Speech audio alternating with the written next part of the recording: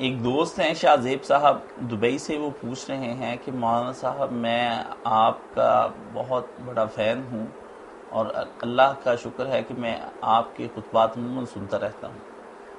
اب مجھے دو طرح کے سوال ذہن میں اچانک آئے ہیں اور وہ ان کے جواب درکار ہیں کہ قرآن کریم میں آتا ہے کہ 7 دنوں اور 6 راتوں میں اللہ تعالیٰ نے زمین و آسمان کو تخلیق کیا، تو اس سے پہلے رب تعالیٰ کہاں تھا؟ ہو سکتا ہے یہ میرا سوال عجیب ہو، لیکن میرے دماغ میں یہ سوال آیا تو پوچھ لیا۔ اللہ آپ کو خوش رکھے، آپ کا دینی شرف اللہ تعالیٰ اور بڑھائے۔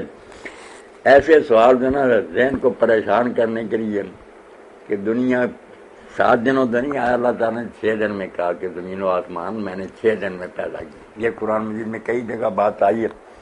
اب اس سے پہلے کیا تھا کیا نہیں تھا اس کا ہم کیا تذکرہ کریں۔ باقی یہ بات ابن تیمیہ رحمۃ اللہ علیہ جیسے لوگ کہتے ہیں کہ اللہ تعالیٰ کوئی فارغ تو نہیں بیٹھا رہا ہوگا، اس لیے یہ دنیا جو نا اس سے پہلے خدا جانے کتنے جہان اس نے بنائے اور وہ سارے ختم ہوئے، اس کے بعد نئے بنائے۔ ہماری یہ دنیا جس میں رہ رہے اب ہم، یہ عالم جو نا یہ 6 دن میں اللہ تعالیٰ نے بنایا اور یہ بھی ایک وقت پر ختم ہو جائے گا۔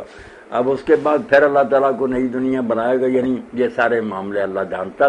کئی باتیں ایسی جو حضرت امام داور صاحب نے کہا، کئی مگر یہ عام انہوں نے کہا بیان کرنے کا نہیں، لوگ پریشان ہو گئے۔ کئی مرتبہ جہان فنا ہو چکا، قیامتیں ہو چکی ہیں، وہ لوگ جنت دوزخ میں جا چکے ہیں، یہ بار بار ہو چکا ہے۔ نئی دنیا پیدا ہوتی ہے، ان کا امتحان ہوتا، مگر ان کو ان کا زیادہ نہ پھیلاؤ، عام لوگ ان کو نہیں برداشت کر سکتے۔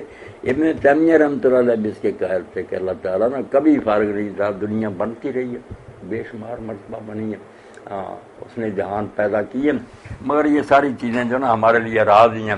اللہ اپنی دنیا کو خود ہی بہتر جانتا۔